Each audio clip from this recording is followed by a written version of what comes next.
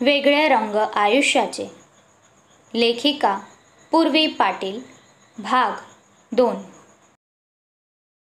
काय यार, एक दिवस मी सुट्टी मारली तर काय आभाळ कोसळतंय का? सांग तुझ्या होणाऱ्या सासऱ्याला अमेया कॉलेजला आली नाहीये, उद्या भेटायला येईल म्हणून. अमेया समीरशी फोनवर बोलत म्हणाली. सासरा काय बोलते? दी असेल ना तिथे. आणि अर्जंट कळतं का तुला? काहीतरी सिरियस मॅटर आहे, यावं लागेल तुला लगेच. अमू डार्लिंग, तू काही उचापत्या तर नाही केल्या ना? नाहीतर प्रिन्सिपल वाट लावेल यार. समीर म्हणाला. थांब, आठवू दे. जरा विचार करून ती म्हणाली. नाही रे, मी तर काही नाही केलंय सध्या तरी. ओके, येते मी, पण मला घ्यायला तू यायचं आहे आत्ता इथे नवजीवन हॉस्पिटलला. मी रिक्षाने नाही येणार. अमेया बोलली. ओके मॅडम, येतो.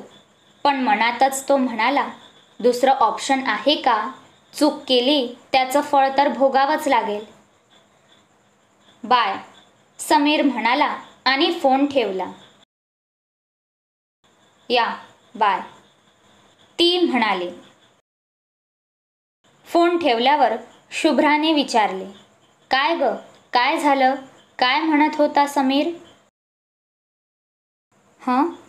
काही नाही ग, ते प्रिन्सिपल सरांनी बोलावलं आहे आत्ताच, तर मला जावं लागेल कॉलेजमध्ये.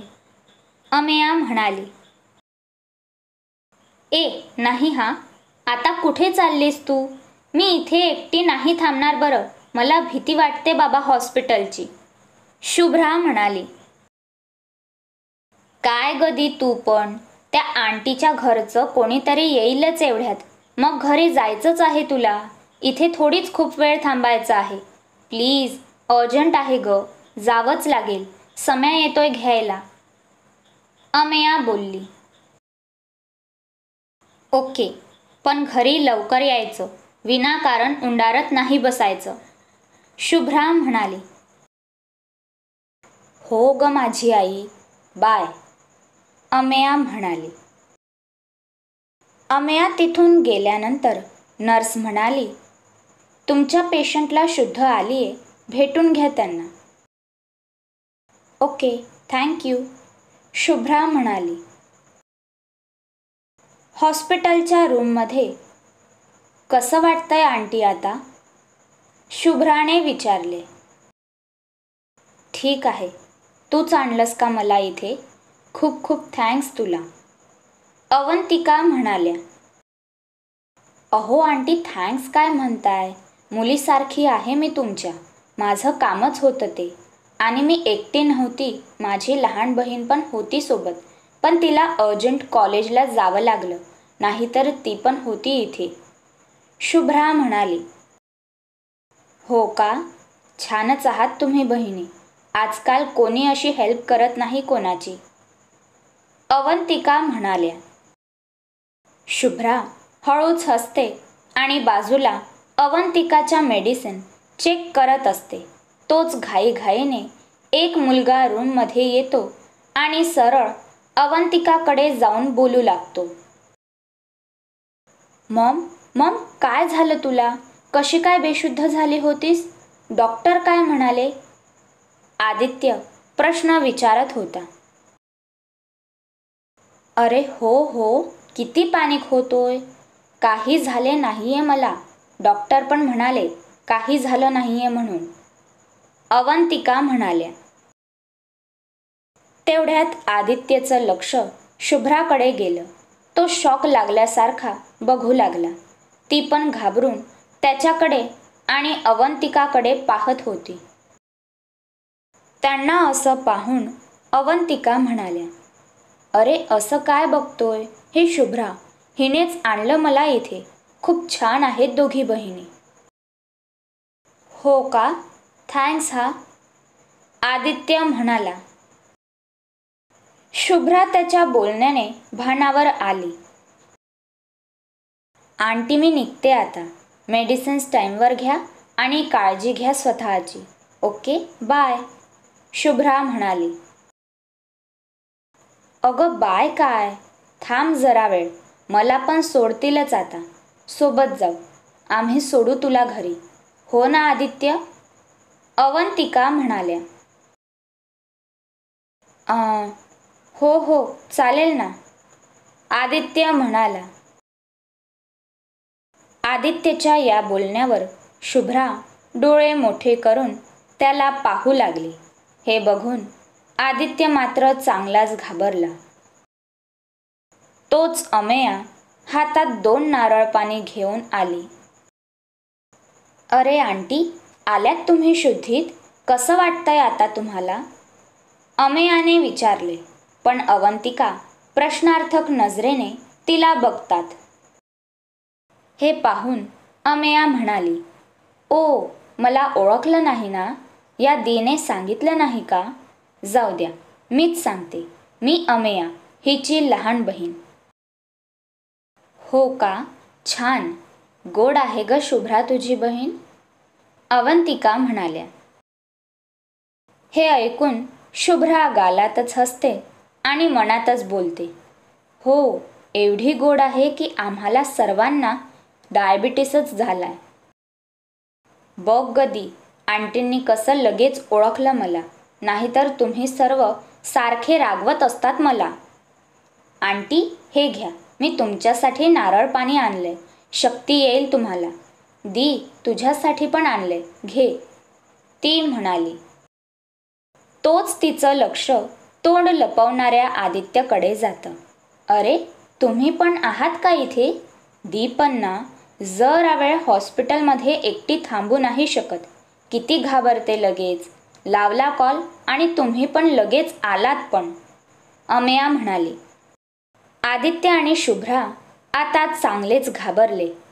शुभ्रा तिची बडबड ऐकून म्हणाली, अमू, तुला उशीर होईल, जा तू, समीर आला असेल. हो गदी, जातेच आहे, समीर येतोय अजून. हे घे ना नारळ, आणि आता तुम्ही दोघे प्या ते एकत्र. या ना जिजू, हाऊ रोमॅन्टिक ना, अमेया म्हणाली. अमेयाचं बालिशपणे बोललेलं ऐकून आदित्य चांगलाच घाबरला. त्याचं तोंड पाहण्यासारखं झालं. अवंतिकाला अमेयाचं बोलणं कळलं नाही म्हणून त्या म्हणाल्या, अगं काय बोलते तू? काय म्हणालीस तू आदित्यला? जिजू?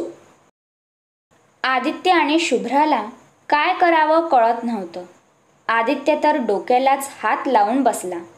शुभ्रा घाईतच अमेयाला ओरडतच म्हणाली, अमू, चल लवकर, बंद कर तुझी बडबड, आणि तिला हाताला ओढू लागली. थांब शुभ्रा, अमेया, तू बोल, आदित्य कोण आहे तुझा? अवंतिका म्हणाल्या. जिजू, अमेया उत्तरली. जिजू? पण तुझ्या बहिणीचे लग्न कुठे झाले आहे? अवंतिका म्हणाल्या. लग्न आता झालं नाहीये, पण होणार तर आहेच ना कधीतरी दी आणि जिजूचं, अमेया म्हणाली. म्हणजे हे दोघे कपल आहे असं म्हणायचं आहे का तुला? अवंतिकाने विचारले. बरोबर, आत्ता कळलं तुम्हाला. Cutest couple in the world, my di and jiju, Ameya म्हणाली. आदित्यची चांगलीच तंतरली होती. काय करावं सुचत नव्हतं त्याला.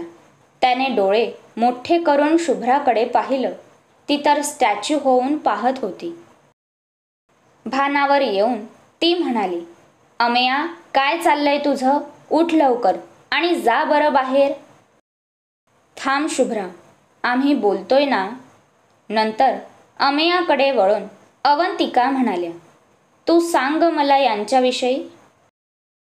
सांगायचं काय, ते दोघे सोबत आहे बस, आणि कायम राहणार, अमेया म्हणाली. हो का, तुमच्या घरी माहिती आहे का हे, जे तू एवढं कॉन्फिडंटली बोलतेस? आणि किती दिवस झालेत यांना सोबत? अवंतिका विचारत होत्या.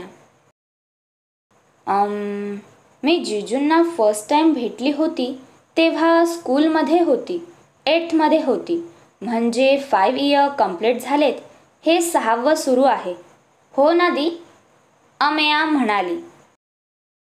आता शुभ्राला कळलं, रागावून किंवा ओरडून काही फायदा नाहीये, म्हणून ती प्रेमाने अमेयाला म्हणते, काय बोलते तू अमू?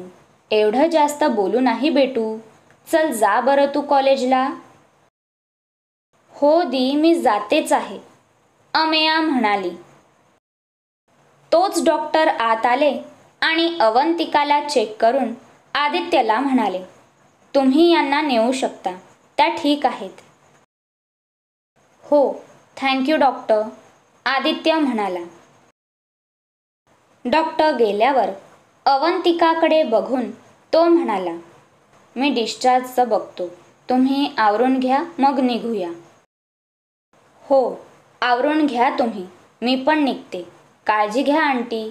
बाय दी, बाय जीजू, अमेया म्हणाली. अमेया गेल्यानंतर आदित्य पण बाहेर गेला. हॉस्पिटलच्या रूममध्ये पूर्ण शांतता होती. अवंतिका शुभ्राकडे पाहत होत्या. शुभ्रा शांत उभी होती. जरा वेळ विचार करून ती अवंतिकाला म्हणाली, आंटी आवरून घ्या, मी मदत करते तुम्हाला. हो, मला माहिती नव्हतं मी आदित्यची मॉम आहे म्हणून तू माझी हेल्प केली ते, अवंतिका म्हणाल्या. आंटी, तुमचा गैरसमज होतोय. मला खरंच माहिती नव्हतं तुम्ही आदित्यच्या मॉम आहेत ते. तुमच्या ठिकाणी दुसरं कुणी असतं तरी आम्ही हेल्प केली असती, शुभ्रा शांतपणे म्हणाली. तोच आदित्य रूममध्ये आला. मॉम, चल, झालंय सर्व. मी निघते आंटी, काळजी घ्या, शुभ्रा अवंतिकाला म्हणाली. नंतर आदित्यकडे पाहून ती म्हणाली, बाय. आदित्य सोडून देईल तुला, अवंतिका म्हणाल्या. पण हे ऐकून आदित्य आणि शुभ्रा अवंतिकाकडे पाहू लागले. कळत नकळत अमेयाने चांगलीच फजिती केली शुभ्रा आणि आदित्यची. बघू आता पुढे काय होतंय. तुम्हाला काय वाटतं, ही वादळापूर्वीची शांतता आहे का? नक्की काय घडेल? अवंतिकाला म्हणायचं काय आहे नेमकं? जाणून घेऊ पुढील भागात. तोपर्यंत या व्हिडिओला लाईक, कमेंट्स आणि या चॅनलला सबस्क्राईब करून घ्या. धन्यवाद.